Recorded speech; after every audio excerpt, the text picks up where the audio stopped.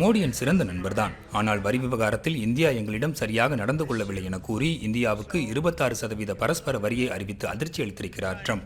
அமெரிக்காவுக்கு அதிக வரி விதிக்கும் இந்தியா உட்பட 60 நாடுகளை மோசமான குற்றவாளிகள் என குறிப்பிட்டு அந்நாடுகள் அனைத்தின் மீதும் புதிய இறக்குமதி வரிகளை ட்ரம்ப் அறிவித்திருக்கிறார்.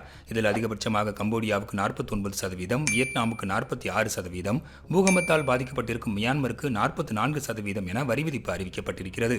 நம்மிடம் கட்டணம் வசூலிக்கிறார்கள், நாமும் அவர்களிடம் அதையே வசூலிக்கிறோம். இதற்கு யாராவது வருத்தப்படலாமா என ட்ரம்ப் இந்த வரி விதிப்பு குறித்து கேள்வி எழுப்பியுள்ளார்.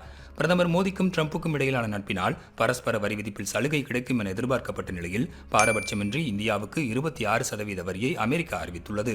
ஆனால் இது தள்ளுபடி செய்யப்பட்ட வரி விதிப்பு எனவும் ட்ரம்ப் தெரிவித்திருக்கிறார். ட்ரம்பின் இந்த வரி விதிப்பில் ஆசிய நாடுகளே அதிகம் குறிவைக்கப்பட்டிருக்கின்றன. ஆனால் ட்ரம்பின் இந்த நடவடிக்கைக்கு ஆரம்பம் முதல் எதிர்ப்பு தெரிவித்து வரும் மெக்சிகோ மற்றும் கனடா ஆகியவை மீதான வரி குறித்து எந்த தகவலும் வெளியாகவில்லை.